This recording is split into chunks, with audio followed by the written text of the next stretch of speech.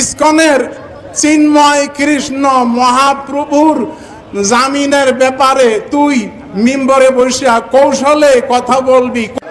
মাওলানা মহিবুল্লাহকে নিখোঁজের পর পঞ্চগড়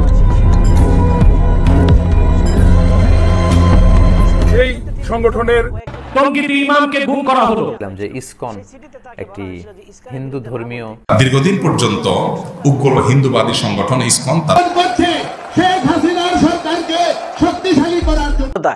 ইসকন সংগঠনের বিরুদ্ধে বলায় টঙ্গী থেকে ইমাম মহিবুল্লাহকে তাকে অপহরণ করে গুম করিয়ে আবার প্রায় মৃত্যু মুখোমুখি অবস্থায় তাকে হাত পা শিকল অবস্থায় বেঁধে তাকে নিয়ে পঞ্চগড় সেই সীমান্তে শিকল অবস্থায় ইঞ্জেকশন পুশ করে ফেলিয়ে দেওয়া হলো। তো ইসকনের বিরুদ্ধে তিনি কথা বলায় কয়েকদিন আগে তাকে একটি চিঠি দেওয়া হয়েছিল। সেই চিঠিতে তাকে বলা হয়েছিল যে ইসকনের বিরুদ্ধে না বলতে, অথচ তার এক সপ্তাহের মধ্যেই তাকে এইভাবে গুম করা হলো। তো তার সেই পরিপ্রেক্ষিতে আজকে কয়েকজন ওলামায়ে কেরাম কথা বলেছেন, যেন বাংলাদেশের তিনজন স্কলারশিপ ডক্টর এনায়েতুল্লাহ আব্বাসী তিনিও কঠিন হুঙ্কার দিয়ে প্রতিবাদ করেছেন, এবং শায়েখ আহমদুল্লাহ ও ডক্টর মিজানুর রহমান আজহারী। তো চলুন আমরা এবার ডক্টর এনায়েতুল্লাহ আব্বাসীর বক্তব্য শুনে আসি। টঙ্গীতে ইমামকে গুম করা হলো, চট্টগ্রামে অ্যাডভোকেট আলিফকে হত্যা করা হলো, অসংখ্য আমাদের মুসলিম বোনদের সম্ভ্রমকে নষ্ট করলো যে ইসকন, সেই ইসকন কেন নিষিদ্ধ হচ্ছে না? আওয়ামী লীগ যদি নিষিদ্ধ হয় ইসকনকেও নিষিদ্ধ করতে হবে। কিন্তু বর্তমান সরকারের উপদেষ্টারা বিভিন্ন আলেম ওলামা লেবাসধারী হিন্দুদের পূজা মণ্ডপে ঠিকই যাচ্ছেন হিন্দু প্রীতি প্রদর্শন করতে, কিন্তু যে ইসকন বাংলাদেশে একটি সাম্প্রদায়িক দাঙ্গা সৃষ্টি করতে চায় তাদের বিরুদ্ধে তাদের কোনো বক্তব্য নাই কেন? আমরা সুস্পষ্টভাবে বলছি রাজনৈতিক নেতাদেরকে, ভারত কিংবা আমেরিকাকে খুশি করে ক্ষমতায় যেতে পারবেন না, যদি যেতেও পারেন ক্ষমতায় টিকতে পারবেন না। আহমাদুহু ওয়া নুসাল্লি আলা রাসূলিহিল কারীম, আম্মা বা'দ। ইসকন নিষিদ্ধের ঘোষণার দাবিতে আজকের এই মানববন্ধনে উপস্থিত সম্মানিত ওলামায়ে কেরাম, অতিথিবৃন্দ, আমার সাংবাদিক ভাইরা, সকলকে অভিনন্দন জ্ঞাপন করছি। আমরা জানি ভারতের RSS রাষ্ট্রীয় সেবা সংঘের একটি প্রাইভেট সংগঠন হচ্ছে ইসকন। ভারতে হিন্দুত্ববাদী বিজেপি সরকার ও RSS এর রাজনৈতিক অংশ। তারা মুসলমানদেরকে নির্যাতন এবং নিপীড়ন করে থাকে। বাংলাদেশ একটি স্বাধীন মুসলিম রাষ্ট্র, এখানে অঘোষিতভাবে মুসলমানদের নির্যাতন নিপীড়ন করার জন্য ইসকনকে বাংলাদেশে প্রতিষ্ঠিত করা হয়েছে। আমরা দেখি উগ্র হিন্দুত্ববাদে যারা বিশ্বাসী RSS সদস্য, ইসকন সদস্য, মুসলিম মেয়েদেরকে ধর্ষণ করাকে তারা তাদের ধর্মীয় একটি পুণ্যময় কাজ মনে করে থাকে। সেজন্য বাংলাদেশে সতী সাধ্বী কচি কাঁচা মেয়েদেরকে ধর্ষণ করে নষ্ট করার গভীর চক্রান্ত বহুদিন যাবৎ ইসকন বাংলাদেশে করে যাচ্ছে।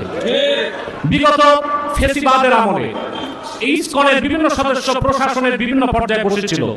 এখন পর্যন্ত প্রশাসনের বিভিন্ন স্তর থেকে ইসকন সদস্যদেরকে যদি সরানো না হয়, তা আমি নির্ঘাত বলতে পারি নির্বাচনের পর যদি কোনো সেটেল গভর্নমেন্ট আসে, তাদের বিরুদ্ধে ইসকন চক্রান্ত করে বাংলাদেশের মধ্যে অস্থিরতা সৃষ্টি করবে। এবং বাংলাদেশ বর্তমান সরকার ইসকনের ব্যাপারে কোনো পদক্ষেপ নিচ্ছে না কেন, এটা আমাদেরকে হতবাক করে। টঙ্গীতে ইমামকে গুম করা হলো, চট্টগ্রামে অ্যাডভোকেট আলিফকে হত্যা করা হলো, অসংখ্য আমাদের মুসলিম বোনদের সম্ভ্রমকে নষ্ট করলো যে ইসকন, সেই ইসকন কেন নিষিদ্ধ হচ্ছে না? আওয়ামী লীগ যদি নিষিদ্ধ হয় ইসকনকেও নিষিদ্ধ করতে হবে। কিন্তু বর্তমান সরকারের উপদেষ্টারা বিভিন্ন আলেম ওলামা লেবাসধারী হিন্দুদের পূজা মণ্ডপে ঠিকই যাচ্ছেন হিন্দু প্রীতি প্রদর্শন করতে, কিন্তু যে ইসকন বাংলাদেশে একটি সাম্প্রদায়িক দাঙ্গা সৃষ্টি করতে চায় তাদের বিরুদ্ধে তাদের কোনো বক্তব্য নাই কেন? আমরা সুস্পষ্টভাবে বলছি রাজনৈতিক নেতাদেরকে, ভারত কিংবা আমেরিকাকে খুশি করে ক্ষমতায় যেতে পারবেন না, যদি যেতেও পারেন ক্ষমতায় টিকতে পারবেন না।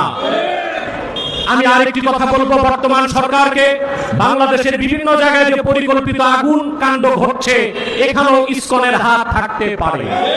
অতএব আজকের এই মানববন্ধন থেকে বর্তমান সরকারকে বলবো, ইসলামের শত্রু, মুসলমানের শত্রু, বাংলাদেশের স্বাধীনতার শত্রু, হিন্দুত্ববাদের ধ্বজাধারী ইসকনকে বাংলাদেশে নিষিদ্ধ করতেই হবে।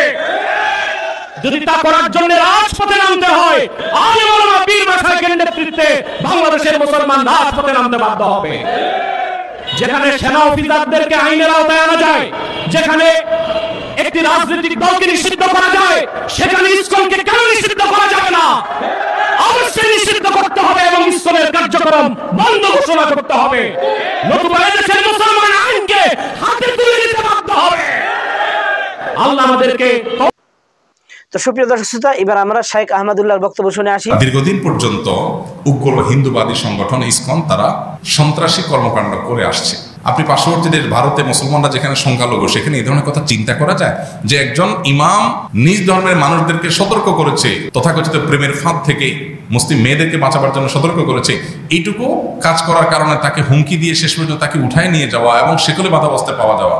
2014 সালে তারা ঢাকার স্বামীবাগে তারাবির নামাজে বাধা দেওয়ার জন্য চেষ্টা করেছে এবং তাদের নামে এই অভিযোগটা বেশ জোরালোভাবে উঠেছে। এবং 2016 সালে সিলেটে কাজল শাহ মসজিদে জুমার নামাজ পড়ার সময় লাউড স্পিকারে গান বাজনা বাজায় তারা ডিস্টার্ব করেছে এবং সেই ঘটনায় যারা বিরোধিতা করতে গেছে তাদের উপরে তারা হামলা করেছে। 2019 সালে চিটাগাঙে বিভিন্ন স্কুলে মুসলমান শিশুদেরকে তারা প্রসাদ বিতরণ করেছে। গত বছর 2024 চট্টগ্রামে আইনজীবী যে হত্যাকাণ্ডের ঘটনা ঘটলো সবাই কম বেশি আপনারা জানেন, আজও পর্যন্ত তার বিচার কিন্তু কার্যকর হয়নি। নির্বাচনকে ঘিরে দেশকে অস্থিতিশীল করার যে তাদের প্রক্রিয়া, এই প্রক্রিয়া বন্ধ করার জন্য এই ইসকনের সমস্ত কর্মকাণ্ড নিষিদ্ধ করা এটা সময়ের সবচেয়ে প্রয়োজনীয়। দুর্ভাগ্যজনক একটা বাস্তবতা এবং আপনারা সবাই কম বেশি জানেন যে আমাদের দেশে আসলে দীর্ঘদিন পর্যন্ত উগ্র হিন্দুবাদী সংগঠন ইসকন তারা সন্ত্রাসী কর্মকাণ্ড করে আসছে।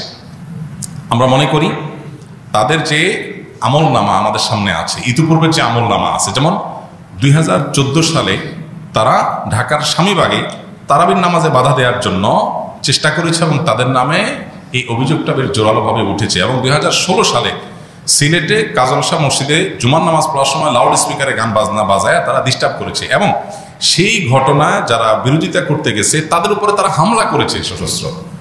আপনি পার্শ্ববর্তী দেশ ভারতে মুসলমানরা যেখানে সংখ্যালঘু, সেখানে এই ধরনের কথা চিন্তা করা যায় যে একজন ইমাম নিজ ধর্মের মানুষদেরকে সতর্ক করেছে, তথাকথিত প্রেমের ফাঁদ থেকে মুসলিম মেয়েদেরকে বাঁচাবার জন্য সতর্ক করেছে, এইটুকু কাজ করার কারণে তাকে হুমকি দিয়ে শেষ পর্যন্ত তাকে উঠায় নিয়ে যাওয়া এবং সেগুলো বাধাবস্থায় পাওয়া যাওয়া। যারা হুমকি দিয়েছে, যাদের নামে যাদের তরফ থেকে হুমকি দেওয়ার চিঠিগুলো সোশ্যাল মিডিয়াতে এসেছে, গণমাধ্যমে উঠে এসেছে, তারা তাকে গুম করে এই জুলুম তার প্রতি করে থাকবে, সেটা খুব স্বাভাবিক। যদিও বিষয়টা তদন্ত করে প্রমাণিত হওয়ার পর আমরা আরো জোর গলায় বলতে পারবো, স্পষ্ট বলতে পারবো, কিন্তু এটা বোঝা যাচ্ছে দিন আলোর মতো অভিযোগটা অন্তত তোলা খুব স্বাভাবিক। তো এরকম একটা ঘটনা অন্য কোনো দেশে সম্ভব না, এই দেশে যতটা সম্ভব। দীর্ঘদিন পর্যন্ত হিন্দুত্ববাদকে এদেশে যেভাবে পেলে পুষে বড় করা হয়েছে, এটা দুর্ভাগ্যজনক একটা পরিণতির দিকে আমাদেরকে নিয়ে যাচ্ছে। আমরা সাধারণ যে সমস্ত হিন্দু ভাই বোন আছে আমাদের সমাজে বসবাস করেন, যাদের সাথে আমাদের সামাজিক সহাবস্থান আছে, তারা তাদের ধর্ম পালন করছেন, তারা তাদের মতো করে বসবাস করছেন, আমাদের সাথে কোনো প্রকার তাদের আপনার খারাপ কোনো সম্পর্ক নেই।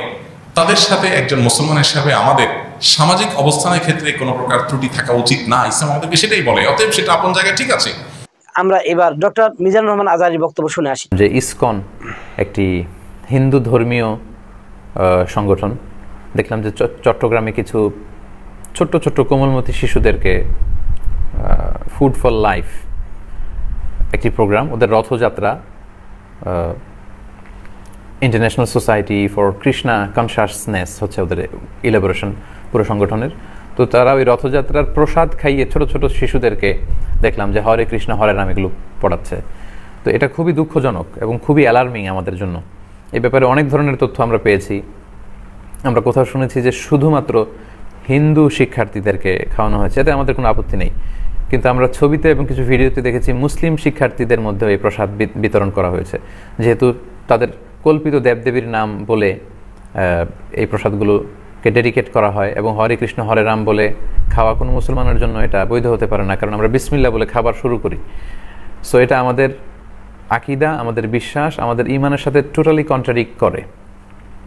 তো যদি সত্যিই কোনো মুসলমান শিশু সন্তানকে, কোমলমতি শিশুদেরকে তারা ছলে বলে কৌশলের আশ্রয় নিয়ে এটা করে থাকে, এটা খুবই খারাপ একটি ন্যাক্কারজনক কাজ করেছে। আমরা এটার তীব্র প্রতিবাদ জানাই এবং আশ্চর্য হচ্ছি যে কোনো মুসলিম ছাত্রছাত্রী যদি এটা গ্রহণ করে থাকে তাহলে একটি মুসলিম শিক্ষা প্রতিষ্ঠানে এটা কিভাবে সম্ভব? সেখানকার প্রিন্সিপাল, সেখানকার গভর্নিং বোর্ডের মেম্বারদের অনুমতি ছাড়া কিভাবে এই কাজটি আঞ্জাম দেওয়া হয়েছে? আমি চাইব যে সচেতন মুসলিম যারা আছেন আপনারা প্রতিবাদ করবেন যদি এটি নিশ্চিত হয়ে থাকে। আমি শুনেছি এটা আদালত পর্যন্ত গড়িয়েছে এবং বিজ্ঞ আদালত অবশ্যই এই ব্যাপারে খুব সুচিন্তিত রায় দিবে, যাতে করে আমাদের ঈমান, আকীদা, আমাদের বিশ্বাস, আমাদের ধর্মীয় চেতনার ভেতরে যাতে কোনো ধরনের আঘাত না আসে। আমরা চাইবো যে আবহমান কাল থেকে আমরা হিন্দু বৌদ্ধ খ্রিস্টান একসাথে ছিলাম, যে যার ধর্ম পালন করেছি, কিন্তু অন্যের ধর্মীয় বিষয়ে আমরা কখনো বাধা দেইনি। আলোচিত একটি ঘটনা গতকালকে আপনারা জানেন, টঙ্গী টিএনটির আমাদের খুব সম্মানিত একজন খতিব ইমাম টিএনটি মসজিদের জনাব মহিবুল্লাহ মিয়াজি সাহেবকে গুম করা হয়েছে। গতকালকে আমরা খুঁজে পাচ্ছিলাম না, আমরা খুবই উদ্বিগ্ন ছিলাম। বিশেষ করে টঙ্গীর আলেম সমাজ, আমাদের 47 নম্বর ওয়ার্ডের ইমাম সমিতি, মুয়াজ্জিন সমিতি সহ সবাই যে উদ্বেগ প্রকাশ করেছে ফেসবুক লাইভ এবং বিভিন্ন মিডিয়াতে সামাজিক যোগাযোগ মাধ্যমে প্রচারের কারণে, এই যারা অপহরণ করেছে, আমি সন্দেহ পোষণ করছি ইসকনের উপরে, কারণ তারা বিভিন্ন ভাবে 12-13টি চিঠি দিয়ে তাকে হুমকি তুমকি দিয়েছে। ইতিপূর্বে আপনারা জানেন এই সংগঠনের বিরুদ্ধে আমাদের অভিযোগ, আমরা এটা মামলাও করেছি। নানান দিক থেকে আমরা যোগাযোগ করার চেষ্টা করছি, বিভিন্নভাবে এটাকে জনগণকে জানানো এবং প্রশাসনকে জানানোর চেষ্টা করা হয়েছে। তো আপনারা হয়তো বা বিভিন্নভাবে জানছেন, প্রশাসনে গতকাল আমরা রাত্রে প্রায় 200 ওলামায়ে কেরাম আমরা টঙ্গী থানা গিয়েছিলাম। ওনাদের হলরুমে বসে অনেকক্ষণ আলোচনা হয়েছে। স্থানীয় সকালে ফজর নামাজের পরেই আমি শুনতে পাইলাম যে ওনাকে পঞ্চগড়ে অচেতন অবস্থায় পাওয়া গেছে। মিয়াজি সাহেব, ওনার সাথে আমার কথা হয়েছে। আল্লাহ পাক রব্বুল আলামিন সুস্থ দীর্ঘ হায়াত দান করেন। আরো যারা ইসলামিক স্কলার রয়েছে, বিভিন্ন আলেম ওলামা, এক কথায় সকলের পক্ষ থেকে সচেতন মুসলিম হিসাবে এই ইসকনকে নিষিদ্ধ করার দাবি সকলের চলে এসেছে। এর আগে ইসকনের প্রধান লিডার যে বাংলাদেশে ছিল চিন্ময় দাস প্রভু, তাকে যখন গ্রেপ্তার করা হয়, চট্টগ্রাম আদালতে তাকে যখন নেওয়া হয়, তখন বাংলাদেশের একজন আইনজীবীকে সাইফুল ইসলাম তাকে প্রকাশ্যে ইসকনের সদস্যরা হত্যা করিয়েছে। এরপরও তাদের এই ইসকনের সদস্যদের কোনো প্রকার প্রকাশ্য দিবালোকে বিচার না হয়, তারা দিনের পর দিন এরকমভাবে বেপরোয়া হয়েছে। এই ইসকনের সদস্যদের হাত থেকে বাংলাদেশের মুসলিম সমাজের মেয়েরা পর্যন্ত রক্ষা পায়নি। আর তারা বিভিন্ন যৌনতা ছাড়াই এই ইসকনকে অবশ্যই নিষিদ্ধ করার সময়ের দাবি, এবং এটা তাদেরকে নিষিদ্ধ করতে হবে। বাংলাদেশে আওয়ামী লীগের মতো সংগঠন, ছাত্রলীগের মতো সংগঠন, তাদেরকে যদি নিষিদ্ধ করা হয়, অথচ যুগের পর যুগ তারা এই দেশে বিভিন্ন অপরাধ সংগঠিত করিয়ে যাচ্ছে। এটা ভারতের একটা সংগঠন, নিষিদ্ধ এবং উগ্রবাদ, হিন্দুত্ববাদ। এ দেশে বর্তমানে এই হিন্দুদেরকে বিভিন্ন পূজা পার্বণ ইত্যাদিতে পেলে পুষে তাদেরকে মুসলমানরা খুব জামাই আদরে রেখেছে। কেউ এই হিন্দুগুলোকে কোনোদিন আঘাত করেনি। অথচ বাংলাদেশে যে সমস্ত হিন্দুরা রয়েছে বা আরও বিভিন্ন আদিবাসী রয়েছে, এই ইসকনের যারা অপরাধ করেছে তাদের অপরাধের কারণে এসব হিন্দু কোনো অবস্থাতেই দায়ী নয়। এই সব হিন্দুদেরকে কোনো অবস্থায় তাদেরকে অন্যায় অত্যাচার কিছু করা যাবে না। তবে ইসকনের যারা সদস্য, এই সংগঠনটি অবশ্যই নিষিদ্ধ করতে হবে। এই সংগঠনটির বিভিন্ন কার্যকলাপ এবং তাদের যে সমস্ত সদস্যরা রয়েছে সব উগ্রবাদ, হিন্দুত্ববাদ, এটা একটা ভারতের সংগঠন। কাজেই এই মুহূর্তে আমাদের সময়ের দাবি, বিভিন্ন আলেম ওলামা এবং বিভিন্ন সংগঠন, বাংলাদেশের জনগণ তারা সমাবেশ করেছে এই সংগঠনকে নিষিদ্ধ করতে। কাজেই এটাকে নিষিদ্ধ করা এখন সময়ের দাবি। সকলে ভালো থাকবেন। আসসালামু আলাইকুম রহমতুল্লাহি ওয়া বারাকাতুহু।